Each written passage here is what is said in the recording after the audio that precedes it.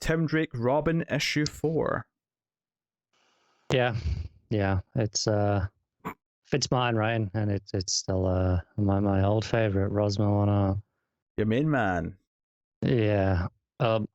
His art this time, let's get out of the way. There's less stuff where it's like breaking out panels for the sake of it. There's still a few instances where it just feels really like it really ruins the flow, and I have to really think about where I'm reading it, and it just kind of feels like a mess.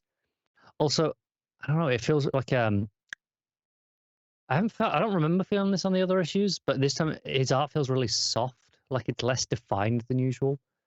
It's like the inks aren't as heavy as normal. I don't like, he doesn't usually have particularly heavy inks. Like, I wouldn't say they're really not scratchy or anything like that. They're still quite clean lines. But it just feels really light. Like it's a first draft that it's not quite gone over yet, almost on some points, which was really kind of weird. I don't know if that was like a technical thing. It almost feels like it was like it's missing a layer of the final inks over the top that just didn't get submitted or something. I don't know, but it was a bit weird. But it's still Tim investigating what's going on with these classic detective stories kind of being recreated as crimes for him. His landlord kind of just barges in and says something and ends up helping him crack the code that it's a cipher, and this message that he's got, and oh, okay, so he can figure it out from there. And he's got a couple of names that he assumes the next victims, but he doesn't know. There's like a reasonable amount of these names that live in Gotham, and there's like 12 of one of them and like 6 of the other. So he's like, I can't cover them all. So he goes to the Batgirls. So he recruits Steph and Cass for a little bit. They go around, a little bit digging, and eventually they find out, okay, it's this one. They're too late, but there's another one of the animals that's been kind of brought to life with the white discs. The slight twist on this one, he's fighting. It's like he says it's a goldfish, but it appears more like a shark kind of size thing.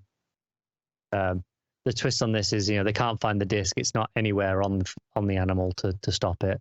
But the story is there's something in the story. It's based on the goldfish swallows the pearl. So he's like, the white thing is inside the fish. So you have this panel of him crawling through like the fish's intestines and stuff to get, all through the guts to try and get to the thing. It's one of the few times that I can say that Rosmo's inventive paneling layouts has been justified. It's, you basically have the fish being the page and Tim kind of crawling through it as it goes through the panels. And yeah, at the end of it, he's like, hey, he's like, hey, phone him, Bernard, because something's wrong, and it's not him that answers the phone. It's the villain, and he's like, what do you want? And the villain's like, I want to be the best villain Gotham's ever seen, with a killer name and a worthy opponent. He says he wants a killer name. He doesn't give him his name here, so I don't know what to call him. He's still just mysterious villain who's dressed in like this red jumpsuit kind of thing with some big white cuffs and collars and a white mask. Very, very, very long hair that I don't know if this is Rosmo taking creative license or if it's supposed to be this long, because like the hair's like on the floor long. I mean, which character is it? This new villain. Okay, it's a new creation. So I don't know. Maybe this is how it's supposed to be. I don't know if Rosmo's just kind of going over the top because that's what Rosmo does. I don't know if this is his equivalent of their chin. Instead of giving them a massive chin, it's just giving them loads of hair. But I don't know. Yeah, this arc is really. I'll say it's more coherent now than it was at the start, where I felt like I was missing loads. But it's really boring, unfortunately. It's supposed to be this detective thing, and it's based off all these classic detective novels, and it's recreating all these scenes. But maybe it works better if you've read all of these classic detective stories. I I don't know. Maybe then it's a bit more fun because it's like, oh hey, look at all it's referencing these things. It's what was this one? I think the book is called Goldfish. But yeah, Goldfish by Raymond Chandler.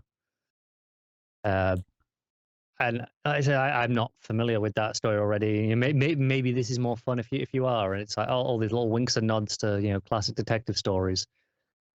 But as it is, it kind of falls a bit flat for me. And that's even without the Rosmo. I think I'm just not digging Fitzmartin's writing all that much. You do sound like you're in despair the entire time you talk about it. Which is presumably exactly why I'm bloody doing it. But yeah, I don't think this is as bad as some of the previous issues. I think it's a very boring issue as well, though, which makes it even more difficult. But I don't think it's not Rosmo's worst work. It's not good. Let me clarify that. Mm-hmm. But it's not any worse than his stuff normally is, and I would say it's actively more restrained and therefore better than most of the issues he did on Harley Quinn. I think that's just by the nature of the book being Tim Drake versus a Harley book where I think he felt like he had more creative license to be a bit zanier and kind of go even wilder by his standards. But I still think this is a bad issue overall. Like, it's really bland. I don't know who's enjoying this, really. I'm not seeing anyone talk about it. I'm not seeing people are enjoying. Maybe they are. I'm just not seeing them because that absolutely could be happening. Hey, the TikTok generation's loving it. I would have no idea. But yeah, like I say, the thing is, that generation, I can't see them having all read all these classic detective stories. So I can't see them, getting all these little, oh, look at all these, winks and nods to all this classic stuff that we've got here. And so, yeah, I don't know. It's just fallen really flat for me.